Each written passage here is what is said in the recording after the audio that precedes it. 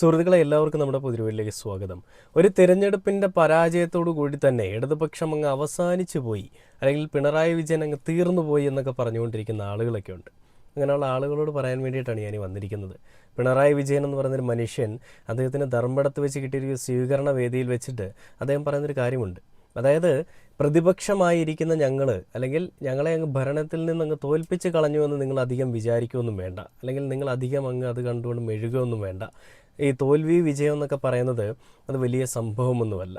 ഇന്നൊരു തോൽവി ഉണ്ടെങ്കിൽ നാളെ ഒരു വിജയം ഉണ്ടാവും, അതെന്തായാലും സുനിശ്ചിതമാണ്. അതുകൊണ്ട് ഞങ്ങളെ അങ്ങ് തോൽപ്പിച്ച് കളഞ്ഞു എന്ന് പറഞ്ഞുകൊണ്ട് വലിയ രീതിയിൽ മെഴുകണ്ട. 10 വർഷം തുടർച്ചയായിട്ട് 10 വർഷം ഭരിച്ച ഒരു പാർട്ടിയായിരുന്നു ഞങ്ങളുടേത്. ഇനിയും ഞങ്ങൾ അങ്ങനെ തന്നെ ഉണ്ടാകുമെന്ന് തന്നെയാണ് പിണറായി വിജയൻ എന്ന് പറയുന്നൊരു മനുഷ്യൻ അവിടെ എടുത്തു പറയുന്നത്. അതായത് ജനങ്ങൾക്ക് വേണ്ടിയിട്ട്, ജനഹിതം പറഞ്ഞ ആ ജനങ്ങൾക്ക് വേണ്ടി തന്നെയാണ് ഞങ്ങൾ ജീവിച്ചിട്ടുള്ളത്, അല്ലെങ്കിൽ ആ ജനങ്ങൾക്ക് വേണ്ടി തന്നെയാണ് ഞങ്ങൾ പ്രവർത്തിച്ചിട്ടുള്ളത്. ഇനിയും അത് അങ്ങനെ തന്നെ ആയിരിക്കും. അതിലൊരു പൊടി പോലും, അല്ലെങ്കിൽ ഒരു തരി പോലും ഒരു കുറവ് വരില്ല എന്നുള്ളൊരു കാര്യവും അദ്ദേഹം എടുത്തു പറയുന്നുണ്ട്.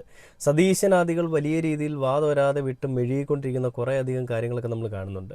അതിന് സ്മൃതി പരുത്തിക്കുരു കടന്ന് മെഴുകുന്ന കുറേ മെഴുകലുകൾ വേറെയും. മാധ്യമങ്ങളിൽ ഇരുന്നുകൊണ്ട് ഒരുപാട് മാധ്യമങ്ങൾ ഈ ഒരു ഇലക്ഷൻ കഴിഞ്ഞതോടുകൂടി ആരോടാണ് കൂറെന്നും ആർക്ക് വേണ്ടിയിട്ടാണ് പണിയെടുക്കുന്നതെന്നും ഒക്കെ നമ്മൾ കണ്ടൊരു കാഴ്ചകൾ കൂടി ഉണ്ടായിരുന്നു, അല്ലേ? അതായത് ഇത്രയും അധികം മാധ്യമങ്ങൾ എന്തൊക്കെ കാര്യങ്ങളാണല്ലേ മാധ്യമങ്ങൾ മറച്ചു വെക്കുന്നത്. ഇപ്പോൾ ഒരുപാട് കാര്യങ്ങൾ മറച്ചു വെക്കുന്നുണ്ടെന്നേ. എന്തൊക്കെയാണ് മറച്ചു വെക്കുന്നത്? ഞാൻ ഒരു പോസ്റ്റ് കാണാനിട, എൻ്റെ ഒരു പോസ്റ്റ് ഞാൻ നിങ്ങളെ കാണിച്ചതിന് ശേഷം പിണറായി വിജയൻ സഖാവ് പറയുന്നൊരു കാര്യം ഞങ്ങളെ കാണിച്ചു തരാം. അപ്പോൾ പോസ്റ്റിൽ പറയുന്നത് ഇങ്ങനെയാണ്: എന്ത് പെട്ടെന്നാണ് എല്ലാം മറന്നത്, അല്ലെങ്കിൽ എന്ത് പെട്ടെന്നാണ് എല്ലാ മാറ്റങ്ങളും ഉണ്ടായിരിക്കുന്നത്. UDF അധികാരത്തിൽ വന്നപ്പോൾ തന്നെ എന്തൊക്കെ മാറ്റങ്ങളാണ്. അതിൽ പറയുന്നത് ഇങ്ങനെയാണ്: എത്ര പെട്ടെന്നാണ് പെൻഷൻ മുടങ്ങുന്നത്, സാധാരണമായത്. അതായത് പെൻഷൻ എന്ന് പറയുന്നൊരു സാധനം കിട്ടിയില്ലെങ്കിൽ വലിയ രീതിയിൽ ഇങ്ങനെ വാതോരാതെ സംസാരിച്ചു കൊണ്ടിരുന്ന മാധ്യമപ്രവർത്തകർ പോലും അതൊക്കെ ഒരു സാധാരണ വിഷയമാക്കി മാറ്റി.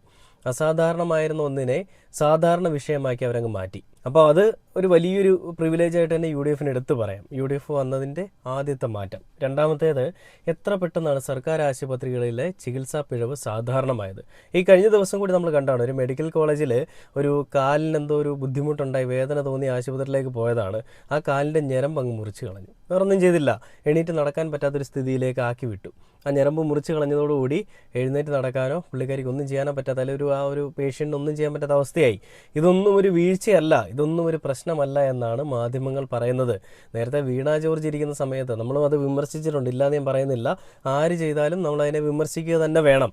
അപ്പോൾ അത് വീണ ജോർജ് ഇരിക്കുന്ന സമയത്ത് സിസ്റ്റത്തിൻ്റെ എററാണെന്ന് പറഞ്ഞുകൊണ്ട്, അല്ലെങ്കിൽ സിസ്റ്റത്തിൻ്റെ പിഴവാണെന്നൊക്കെ പറഞ്ഞുകൊണ്ട് മെഴുകുന്ന ഒരു കാഴ്ചയൊക്കെ നമ്മൾ കണ്ടിരുന്നു. ഇന്നിപ്പോൾ ഇവർക്ക് പറയാൻ സിസ്റ്റമില്ല, കാരണം അവർ ഓൾറെഡി സിസ്റ്റം പറഞ്ഞതാണ്. അപ്പോൾ അതുകൊണ്ട് തന്നെ പിഴവുണ്ടായിക്കഴിഞ്ഞാൽ ഞങ്ങളത് പരിഹരിക്കും എന്നാണ് പറയുന്നത്. പരിഹരിക്കും. എന്നാൽ കാല് പോയ ആളിന് ഇനി എന്ത് ചെയ്യാൻ പറ്റും? ഒന്നും ചെയ്യാൻ പറ്റില്ല. നഷ്ടപരിഹാരമാണോ കൊടുക്കുക?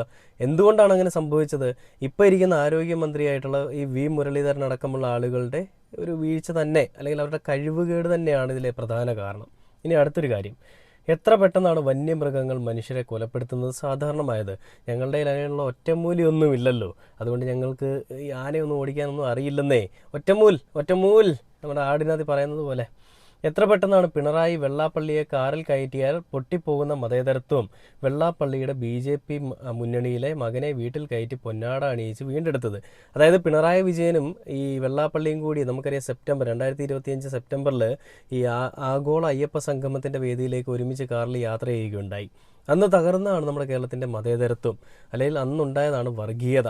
വലിയ വർഗീയതയാണ് പിണറായി വിജയനും ഈ വെള്ളാപ്പള്ളി നടേശനും ഒക്കെ ഒരുമിച്ച് ചേർന്നുകൊണ്ട് വലിയ പ്രശ്നങ്ങളാണ് ഉണ്ടാക്കിയത്. ഈഴവ സമുദായത്തിൻ്റെ വോട്ടുകൾ നേടാൻ വേണ്ടിയിട്ടായിരുന്നു പിണറായി വിജയൻ ഇതൊക്കെ ചെയ്തതെന്നായിരുന്നു അന്ന് പ്രതിപക്ഷത്തിരുന്ന ഈ പറയുന്ന കൊങ്ങികളെല്ലാം കൂടി മെഴുകിയത്. എന്നാൽ അന്ന് കാറിൽ കയറ്റാൻ പാടില്ല, അച്ഛനെ കാറിൽ കയറ്റിയാൽ വലിയ പ്രശ്നമാണ്. എന്നാൽ മകനെ വീട്ടിൽ പോയി പൊന്നാട ഇട്ടാലൊന്നും ഒരു പ്രശ്നവുമല്ല. അതേസമയം തന്നെ അച്ഛനെ വീട്ടിൽ പോയി അനുഗ്രഹം വാങ്ങിച്ചാൽ അത് വേറെയും പ്രശ്നങ്ങളൊന്നുമല്ല. കാറിൽ കയറ്റിയാൽ പൊട്ടിപ്പോകുന്ന മതേതരത്വം വീട്ടിൽ കയറ്റിയാൽ കുഴപ്പമില്ല എന്ന് പറഞ്ഞുകൊണ്ട് VD സതീശൻ്റെ വീട്ടിലേക്ക് വിളിച്ചു വരുത്തുകയോ, അല്ലെങ്കിൽ VD സതീശൻ്റെ വീട്ടിലേക്ക് തുഷാർ വെള്ളാപ്പള്ളി ഡയറക്റ്റ് എത്തുകയാണ്. BJPയുടെ ഒരു പ്രതിനിധിയാണ് അദ്ദേഹം എന്ന് നിങ്ങൾ ഓർക്കണം കേട്ടോ. സംഘീശൻ അല്ലെങ്കിൽ സംഘീപുത്രൻ ഒക്കെയാണ് ഈ വന്നേക്കുന്നത്. അപ്പോൾ ഇത് തന്നെ ഇവിടെ തന്നെ നമുക്ക് തെളിയുകയാണ് സംഘികളുമായിട്ടുള്ള VD സതീശൻ്റെ ഒരു ബന്ധം, ആത്മബന്ധം, ലപ്പ് അതിവിടെ തന്നെ വീണ്ടും പൊളിയുകയാണ് കേട്ടോ. അപ്പോൾ അതിലും എന്തൊരു മെഴുകൽ. എന്നിട്ടും അടുത്ത ദിവസങ്ങളിൽ വന്ന് മെഴുകുന്നത് LDFനും BJPക്കുമാണ് ബന്ധം. ഇവിടെ UDFനും BJPക്കും തമ്മിൽ ഒരു ബന്ധവുമില്ല എന്നുള്ള രീതിയിലാണ് മന്ത്രിമാരൊക്കെ വന്ന് മെഴുകിയത്. ഇനി അടുത്തത്, എത്ര പെട്ടെന്നാണ് പിണറായി കണ്ടാൽ ഡീലായിരുന്ന നരേന്ദ്രമോദിയുമായും അമിത്ഷായുമായും അവരുടെ വീട്ടിൽ സതീശൻ ചർച്ച നടത്തുന്നത് അസാധാരണമായത് അല്ലെ സാധാരണമായത്? എത്ര പെട്ടെന്നാണ് കെ റെയിലിന് പകരമായി പുതിയ പേരിൽ അതിവേഗ ട്രെയിൻ സാധാരണയായത്? എത്ര പെട്ടെന്നാണ് മുഖ്യമന്ത്രിയുടെ വസതി മോടി പിടിപ്പിക്കുന്നത് അറ്റകുറ്റപ്പണിയായി മാറിയത്? എത്ര പെട്ടെന്നാണ് പണ്ട് ഓഹോ ആയ PM ശ്രീ ആഹാ ആയത്? എത്ര പെട്ടെന്നാണ് പിണറായിയുടെ ധാർഷ്ട്യം എന്ന് പറഞ്ഞിരുന്നത് സതീശന് സാധാരണയായി മാറിയത്? ഇനി എന്തെല്ലാം കേരളം കാണാനിരിക്കുന്നു? ഈ ഷാരോൺ എന്ന് പറയുന്നൊരു മനുഷ്യൻ്റെ അല്ലെങ്കിൽ ഷാരോൺ എന്ന് പറയുന്നൊരു വ്യക്തി ഇട്ടിരിക്കുന്ന ഒരു പോസ്റ്റാണ് ഞാൻ നിങ്ങളെ വായിച്ച് കേൾപ്പിച്ചത്. ഇതിൽ ഒരുപാട് കമൻറ്റുകളൊക്കെ ഉണ്ട് കേട്ടോ. അതിലൊരു കമൻറ്റ്, എത്ര പെട്ടെന്നാണ് വയനാട് കോൺഗ്രസ് പ്രഖ്യാപിച്ച വീടിനെ പറ്റി എല്ലാവരും മറന്നുപോയത്? സത്യമാണ്, ആ വീടുമില്ല, വീടിൻ്റെ ഒരു പണിയും ഇപ്പോൾ നടക്കുന്നില്ല, വീടെല്ലാം വെള്ളത്തിൽ വരച്ച വര പോലെയായി, വീടില്ല. എല്ലാം സതീശൻ മേനോൻജിയുടെ ഓരോരോ കഴിവേറുത്തരങ്ങൾ തന്നെ. എത്ര പെട്ടെന്നാണ് പൂക്കിത്തരം മാറി നക്കിത്തരമായത്? എത്ര പെട്ടെന്നാണ് വടശ്ശേരി ദാമോദരൻ മേനോൻ സതീശനായത്? ജസ്റ്റ് പൂക്കി തിങ്സ്. ഇതൊക്കെ ആണെങ്കിൽ എന്താ, ചിരിക്കുന്നുണ്ടല്ലോ. അമ്മാവൻ അടുപ്പിലും ആവാം എന്നാണല്ലോ പ്രിവിലേജ്ഡ് പീപ്പിൾ എന്നൊക്കെ പറഞ്ഞുകൊണ്ടൊക്കെ പോസ്റ്റുകളുണ്ട്.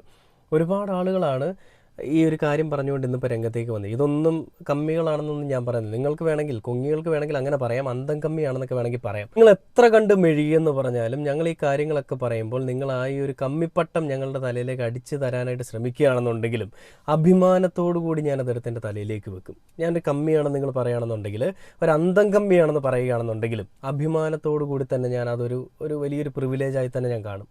കാരണം നിങ്ങളൊരു കമ്മി എന്ന് തന്നെ വിളിക്കുമ്പോൾ നല്ലൊരു മനുഷ്യസ്നേഹി എന്നാണ് അതിൻ്റെ അർത്ഥം. ഞങ്ങൾ കാണുന്നൊരു അർത്ഥം അതാണ്.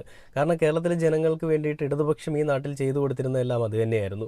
ജനങ്ങളെ അടുത്തറിയുക, ജനങ്ങൾക്ക് വേണ്ടിയിട്ട് അവരുടെ ആവശ്യമായിട്ടുള്ള കാര്യങ്ങൾ ചെയ്തു കൊടുക്കുക. ജനങ്ങൾക്ക് സ്നേഹം വേണമെന്ന് പറഞ്ഞു കഴിഞ്ഞാൽ അങ്ങനെ സ്നേഹം വാരിക്കോരി കൊടുക്കാൻ പറ്റുന്നൊരു മനുഷ്യനൊന്നും ആയിരുന്നില്ല പിണറായി വിജയൻ. അത് അദ്ദേഹത്തിൻ്റെ ഒരു വലിയ ഫോൾട്ട് തന്നെയാണെന്ന് നിങ്ങൾ പറയുന്നുണ്ട്, ഞാനും അതിനെ അക്സെപ്റ്റ് ചെയ്യാം. പക്ഷേ അയാളുടെ ഒരു പ്രകൃതം അതായിരുന്നു. അല്ലാതെ വെറുതെ ഇങ്ങനെ ഈ ചിരിയും മുഖത്ത് ഫിറ്റ് ചെയ്ത് വെച്ചുകൊണ്ട് രാവിലെ എണീക്കുമ്പോഴേ ചിരിക്കാൻ വേണ്ടി ഹഹ ഹെഹെ എന്ന് പറഞ്ഞുകൊണ്ട് പ്രാക്ടീസ് ചെയ്തുകൊണ്ടൊന്നും പിണറായി വിജയൻ വന്നിട്ടില്ല. അയാൾ എന്തായിരുന്നു അയാളുടെ സ്വഭാവം, ആ സ്വഭാവം തന്നെയായിരുന്നു അയാൾ കാണിച്ചുകൊണ്ടിരുന്നത്. അപ്പോൾ ആ സ്വഭാവത്തിന് ഇഷ്ടമല്ലാത്ത ആളുകൾ അയാൾക്കെതിരെ കുത്തുകയും ചെയ്തു. അതൊക്കെ അവിടെ നിൽക്കട്ടെ. എന്തായാലും പുതിയ ഭരണം വന്നു, നല്ല എല്ലാവരും ഫുൾ 100% സാറ്റിസ്ഫൈഡ് ആണെന്നാണ് ഞാൻ മനസ്സിലാക്കുന്നത്. എന്തായാലും ഭരണമാറ്റമൊക്കെ വേണമല്ലോ, ഒരു തോൽവി എന്തായാലും വേണം. അടുപ്പിച്ച് ഇങ്ങനെ വിജയിച്ച് പോയി കഴിഞ്ഞാൽ ചരിത്രത്തിൽ ഇടം പിടിക്കില്ല. അങ്ങനെ ചരിത്രത്തിൽ ഇടം പിടിക്കാനായിട്ട് നമ്മൾ അവസരം കൊടുത്തുകൂടാ.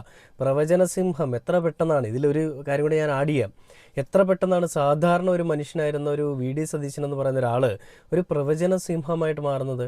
100 സീറ്റുകൾക്ക് മുകളിൽ ഞങ്ങൾ ജയിക്കും, ജയിച്ചില്ലേ? 3 സീറ്റ് BJPക്ക് കിട്ടും, കിട്ടിയില്ലേ? ഈ 30-40 MLA-മാർ അല്ലെ മന്ത്രിമാർ തോറ്റുപോകും, ഇടതുപക്ഷത്തിൻ്റെ തോറ്റുപോയില്ലേ? വാവ്, അടിപൊളി, ഫണ്ടാസ്റ്റിക് എന്നൊക്കെ നമുക്ക് വേണമെങ്കിൽ എടുത്തു പറയാം. അതായത് ഭയങ്കരമായിട്ടുള്ള രീതിയിലാണ് ഈ കാണിപ്പയ്യൂരോ അല്ലെങ്കിൽ ഇതുപോലെയുള്ള അസ്ട്രോളജേഴ്സ് ആരും ഇതുപോലെ പ്രവചിക്കത്തില്ല. അങ്ങനെയുള്ളൊരു പ്രവചന സിംഹം തന്നെയായിരുന്നു നമ്മുടെ VD സതീശൻ. ആ VD സതീശൻ വലിയ മെഴുകലൊക്കെ ആയിരുന്നു. അപ്പോൾ പിണറായി വിജയൻ സഖാവ് ഈ സംഘികൾക്കും കൊങ്ങികൾക്കും എല്ലാം കൊടുക്കുന്നൊരു മറുപടിയുണ്ട്. അതിൽ കൂട്ടത്തിൽ ഇരുന്ന് കുതുകാല് വെട്ടുന്ന കമ്മികൾ കൂടി വേണമെന്ന് നമുക്ക് വേണമെങ്കിൽ പറയാം.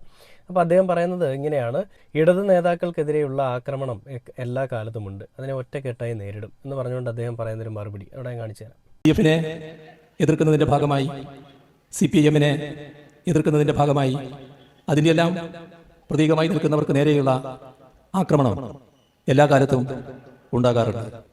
എത്രയോ കാലമായി അത്തരം ആക്രമണങ്ങൾക്ക് ഇരയായിക്കൊണ്ടിരിക്കുന്ന അനുഭവം നമ്മുടെ നാട്ടിലെ ജനങ്ങൾക്കാകെയുണ്ട്.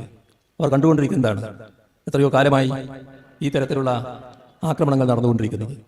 പക്ഷേ നമ്മൾ ആലോചിച്ചാൽ കാണാൻ സാധിക്കും, ഒരു ഘട്ടത്തിലും അത്തരം ആക്രമണങ്ങളുടെ ഭാഗമായി CPIM-ഓ LDF-ഓ ഏതെങ്കിലും തരത്തിൽ പുറകോട്ട് പോയിട്ടില്ല. ജനങ്ങളുടെ വിശ്വാസവും ജനപിന്തുണയും ഓരോ ഘട്ടത്തിലും കൂടിക്കൂടി വരിക മാത്രമേ ചെയ്തിട്ടുള്ളൂ. അതിന് കാരണം കളങ്കരഹിതമാണ് LDF-ൻ്റെ പ്രവർത്തനം, LDF-നെയും CPIM-നെയും പ്രതിനിധീകരിക്കുന്നവരുടെ പ്രവർത്തനം എന്നുള്ളത് കൊണ്ട് തന്നെയാണ്. അതുകൊണ്ട് തന്നെ ഇത്തരത്തിലുള്ള ഏത് കടന്നാക്രമണങ്ങളെയും നമുക്ക് ഒരുമിച്ച് നിന്ന് നേരിടാനാവും. ഒരു ആശങ്കയും അത്തരം കാര്യങ്ങളിൽ ആർക്കും ഉണ്ടാകേണ്ടതില്ല.